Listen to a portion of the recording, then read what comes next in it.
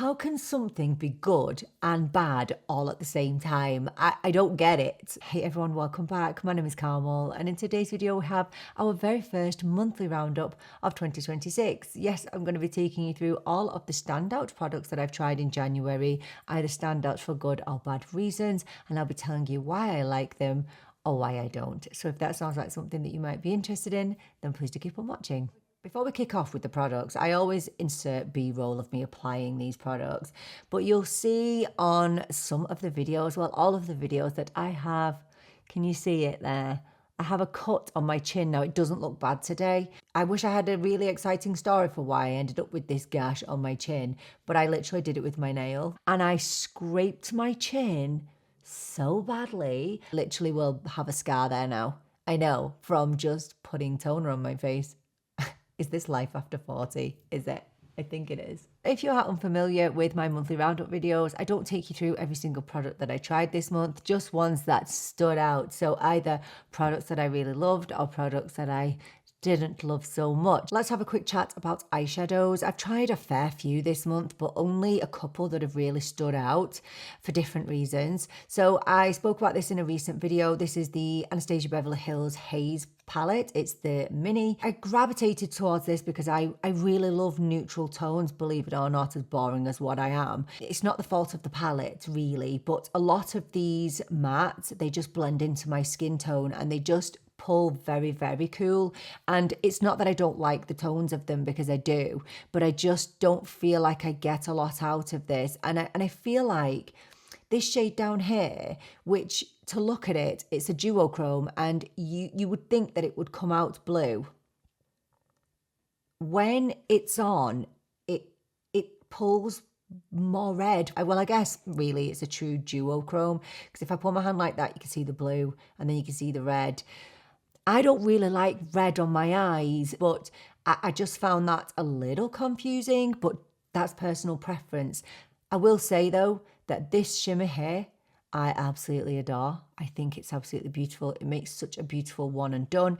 And I really love this icy shimmer. The shimmers in here are absolutely gorgeous, and I love that for the inner corner. Some of these mattes here, I'm covered in glitter now, I don't feel like there is a whole lot of pigment to them, and maybe it's because of my skin tone that they just don't show up, but I just don't feel like there's a lot to them. I feel like a lot of them do blend to nothing. I had such high hopes because of this palette, which is the ABH Embers palette. Now this didn't have the most amazing shimmers or metallics in there, but as a whole, I found it a really versatile palette and I love it. So just the quality wasn't there 100% for me, and the versatility isn't there 100% for me. So yeah, just personal thing, just wasn't for me, but I will still use it as and when I can.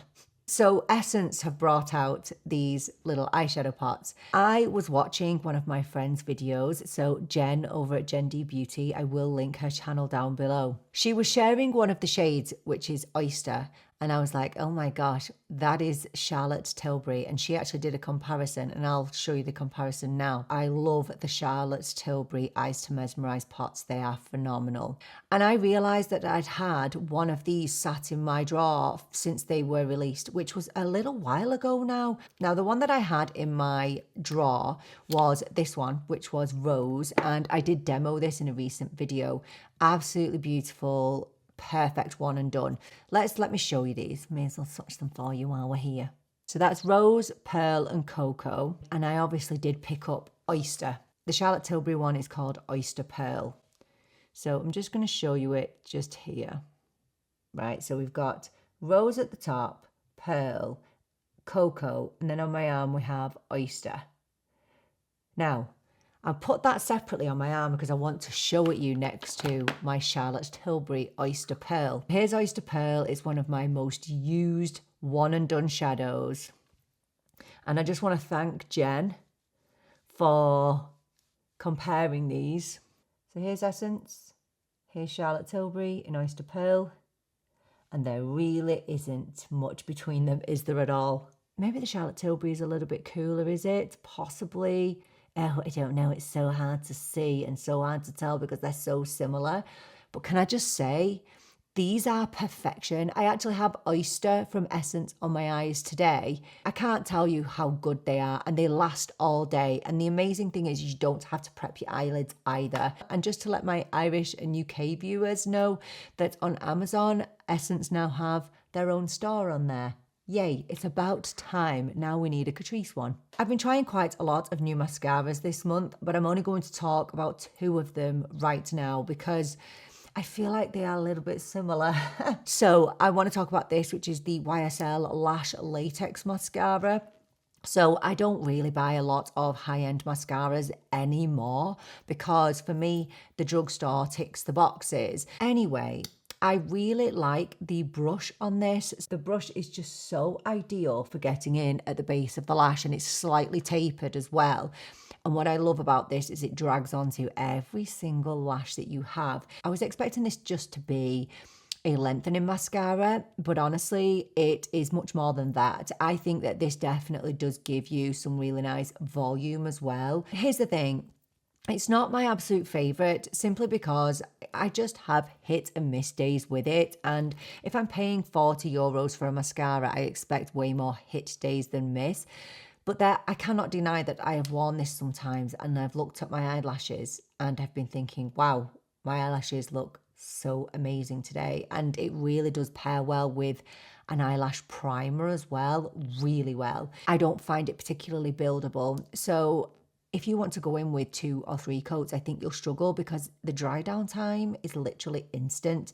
So you have to work really, really fast. If you try and go in with a second coat, it can get a little bit spidery because the lashes just clump together. So yeah, it's not perfect, but it's good. It is a good, solid mascara. So I did try this mascara for the first time in January. This is the L'Oreal Extensionist mascara. This was, I think it was a US only exclusive at first. Course, we never get anything first over here. And I've seen my friends trying this on and I was desperate to get my hands on it. Now, it's the mascara that I do have on today. And the first thing I'm going to say, and the biggest negative of this mascara, is the price. I think I paid 17 or 18 euros for this. Are you okay, L'Oreal? 18 quid for a mascara? Like, come on. However, it's good. It's really, really good. And the one thing it has over the YSL is it's extremely buildable. So I've had my mascara on for a couple of hours now. Well, probably about 4 hours now.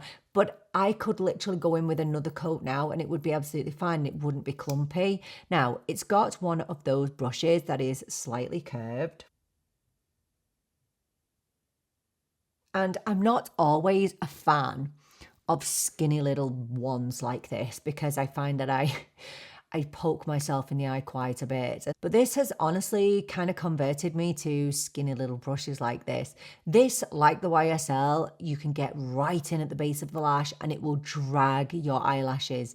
Now, this is definitely more of a lengthening than a volumizing mascara. So that's one thing the YSL has over this. The YSL will give you length and some volume, but this is only really going to give you length. However, having said that, I went in with a couple more coats today and it definitely did build up the volume. You know what? They're both good mascaras, but if I had to choose, I'm choosing the L'Oreal.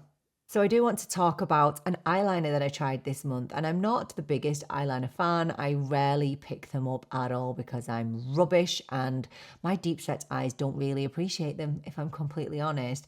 But I was really intrigued by this product, the Maybelline Sculpting Stix. So I have this in the shade Mocha Contour. So on one side you have a brush and on one side you have the product. So this is a twist up eyeliner. It's super creamy. It's absolutely beautiful. And it is amazing for people who don't feel confident enough to go in with wings. This will give you something really nice, really soft, and it's so easy to use. And I love the fact that it's twist up. So can you see how creamy that is? Look at that. So obviously if you are a little bit more of an expert, which is everybody apart from me. You'll be able to give yourself quite a nice sharp wing, but for me, I just like to do baby wings, you know, little soft extensions to my lash line, and I've been really enjoying this. I actually would like to pick up a couple more shades because there is a few to choose from. I mean, you would pay good money for a really firm angled brush like this. I think it's absolutely brilliant. So yes, I would absolutely recommend this eyeliner for novices, experts alike. I think you'll enjoy this. Honestly, if I can use this, then absolutely anybody can.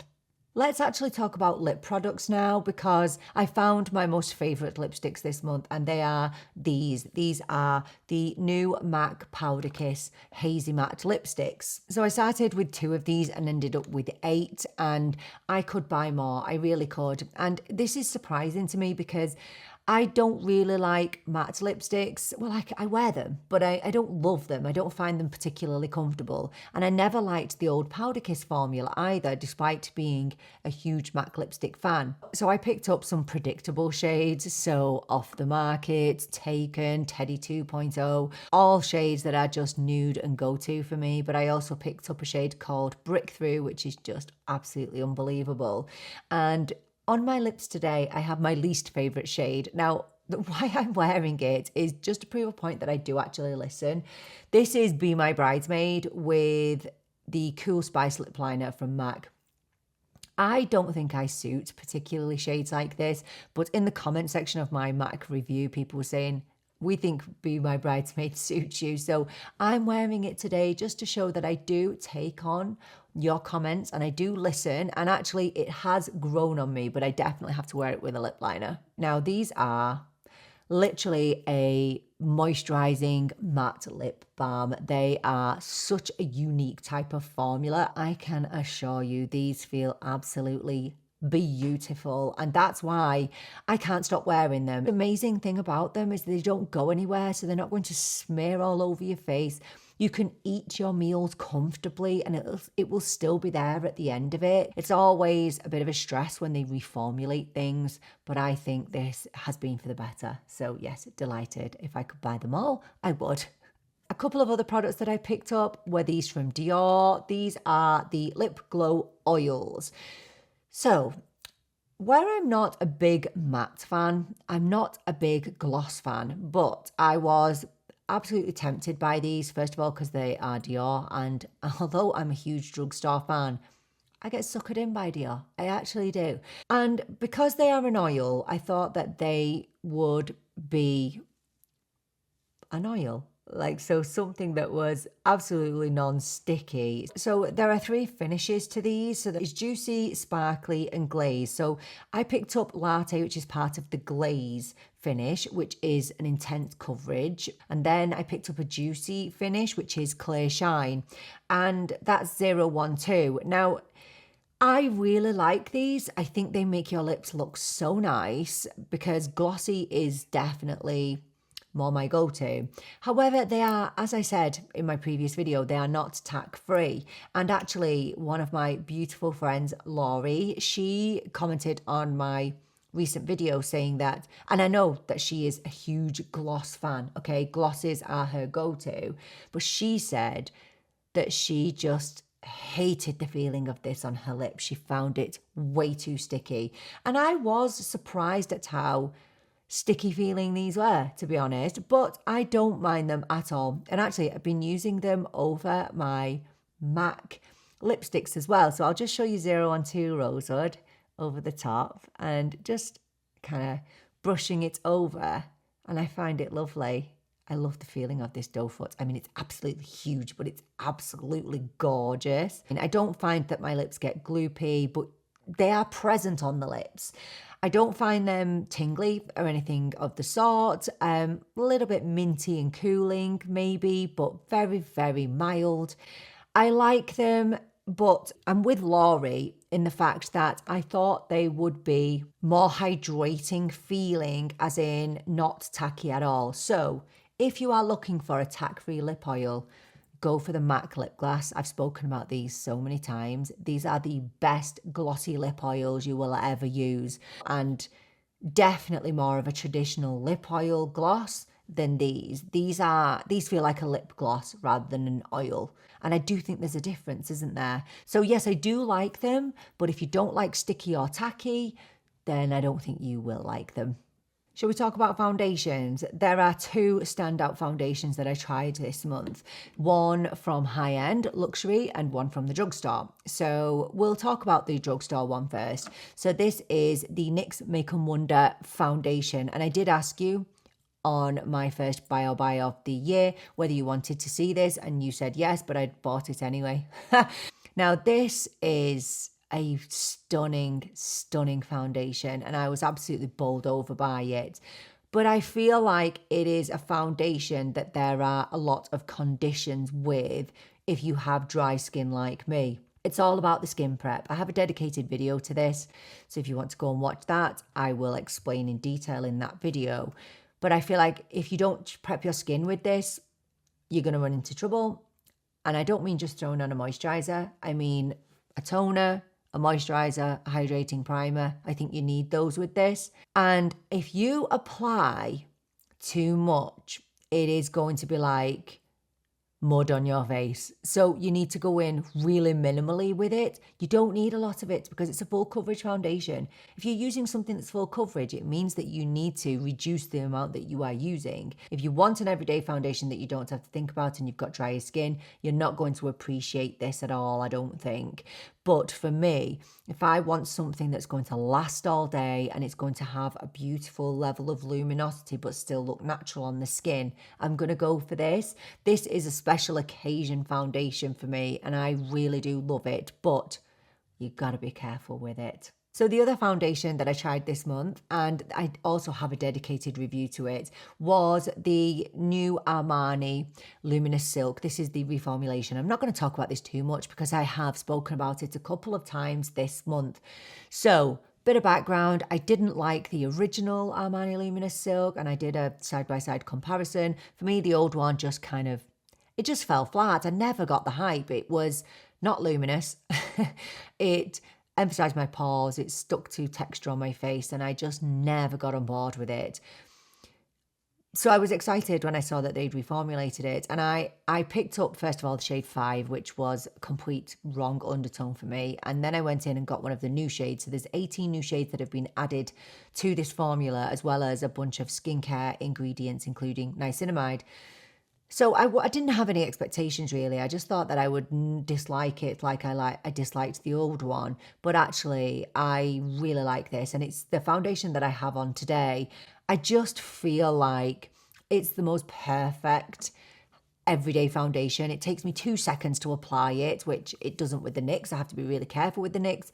I find it to be a really lovely buildable formula. It gives me a good medium coverage straight off the bat, but you can still see my skin. You know, it doesn't look heavy. I think it would be impossible for it to look heavy unless you over applied it. And I find it so much more blurring, but much more natural than the old one. Now, I would love it to be a little bit more luminous, but I feel like the attempt at luminosity with the old one was what made it emphasize my pores. I feel like they have definitely improved this formula. So is it my number one foundation? No, the House Labs is always going to be my number one. But you know what? I love this. I love it. I've been using it most days. And yeah, I can do it without thinking. I think it's absolutely beautiful. I do. There's only one concealer that I want to talk about, and it's this one from Charlotte Tilbury. I don't even know what I want to say about this, genuinely. It is the concealer that I've got on today. So why do I not know what to say about this?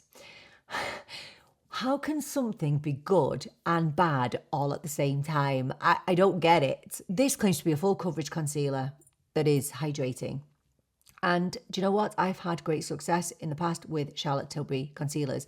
The Beautiful Skin Concealer, just unbelievable. So I really thought that this was going to be a new holy grail to me, but here's the thing, right? It gives me amazing coverage. I have the shade 5, by the way. It gives me amazing coverage. It's really easy to blend. And do you know what? On camera, it looks really good. At rest, my under eyes look really good. Okay, really covered. Not emphasizing any wrinkles or lines under my eyes at all. The problem occurs when I start to move my face. So when I start to smile, all I can see are wrinkles here. I know what you're going to be thinking and saying to me through the screen. We have wrinkles, and hello, if there's anybody that is an advocate for having wrinkles under the eyes, it's me. I constantly remind you that we have fine lines, we have lines under our eyes, and if we put product there, it's going to emphasize them. I know that. I'm not used to concealers emphasizing these kind of smile lines. What are they called, these ones? Because they're not crow's feet. I don't know what they're called. Just under eye wrinkles, aren't they? That's what they are. I'm not used to seeing them when I smile. I like the concealer and I don't like it all at the same time. I love it when my face is at rest, but for some reason it hates this bit of my face. I want to love it so much, and some people said, well, you've got to prep your eyes really well. Honestly, I do. If there's anyone that preps their eyes well, it's me. I don't over prep them and I don't under prep them. I have problematic under eyes. So I love it when my face is like this, but I don't like it when my face is like this. I really do have to stress that it's not terrible. It's not like my under eyes are dry and crusty at all. They're not. They feel hydrated and they look decent. But I just have high expectations now because I have other concealers that don't emphasize those lines. I don't know what to tell you. I don't hate it, but I don't love it. I'm confused by it. I'll let you know if I can find a way to make it work 100% of the time. So I tried a couple of new bronzers this month. The first one is this one from Dior. So this is basically a stick bronzer. I have this in the shade light medium. This is definitely a product that has grown on me. Now, the first thing I want to appreciate is the fact that this shade is absolutely beautiful. It definitely is a little bit more neutral than it is warm.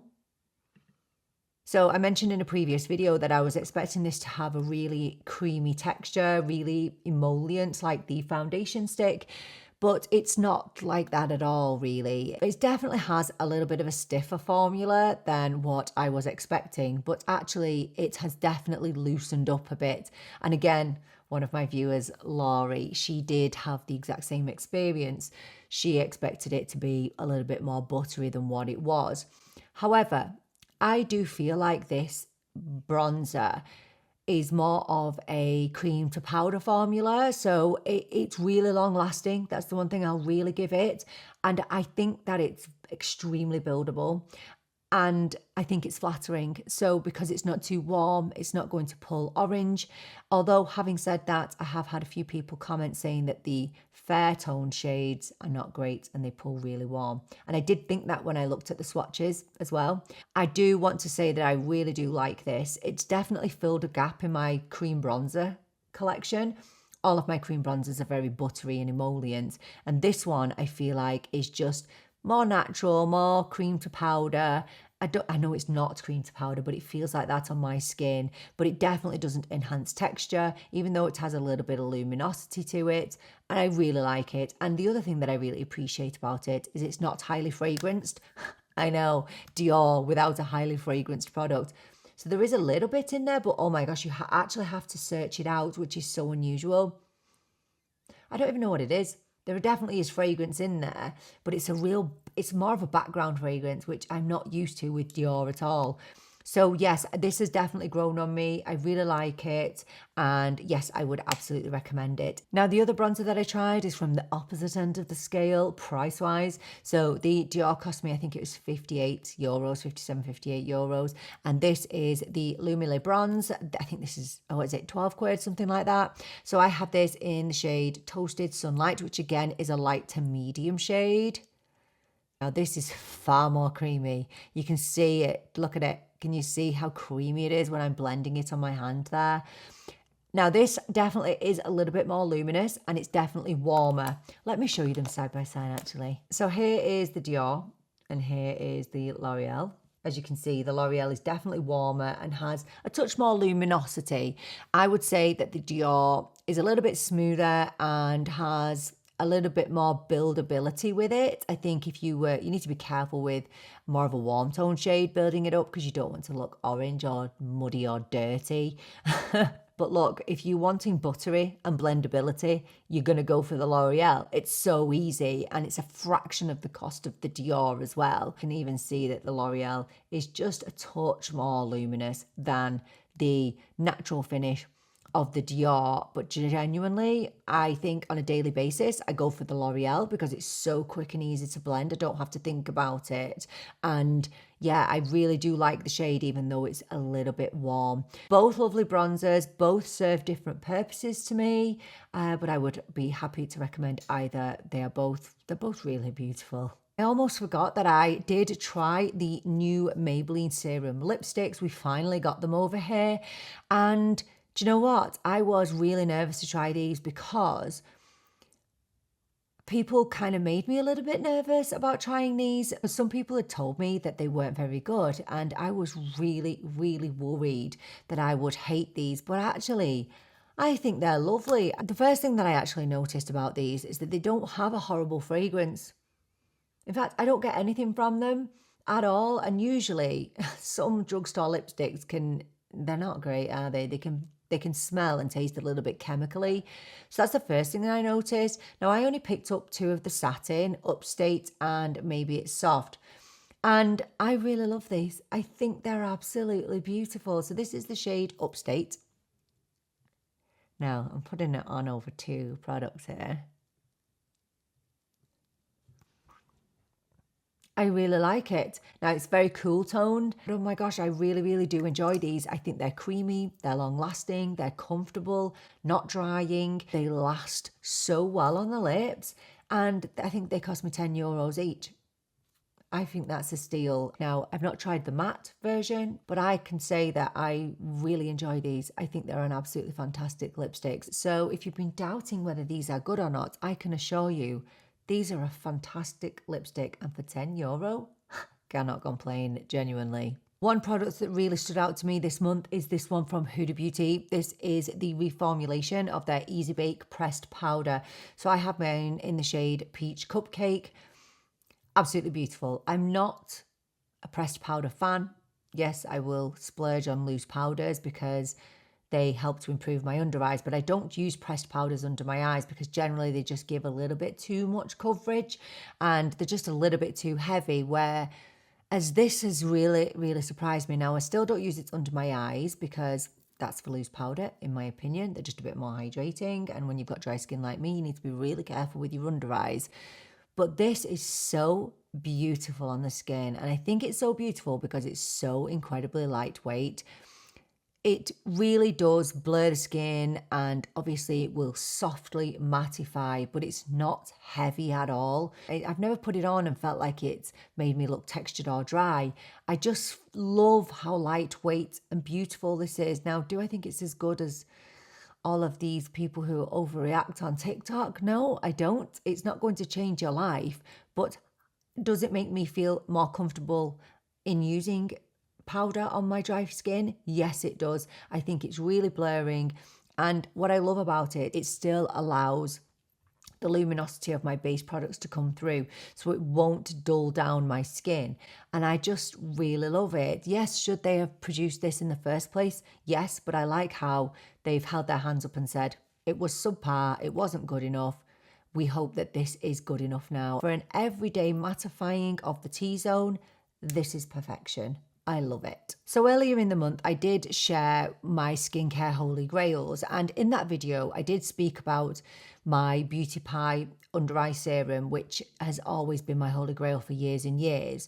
But and people always ask me, what do you use under your eyes to prep? And I say this and they get frustrated with me because you can only get Beauty Pie in the UK and the US. And honestly, it's frustrating for me too. I can't even get it. It's an island. I have to wait until I go to the UK or someone comes to me. So I did speak in that video that I wanted to find a replacement for it, but I really wanted something that was more serum-like rather than a cream. And I think I found it. I do. So one of my beautiful friends, Shannon, when I was talking about the Neutrogena Hydro Boost cleanser that I used, she mentioned that she uses the full range and she loves it. So I went and had a look at the full range and I picked up this. This is the Hydro Boost Eye Cream.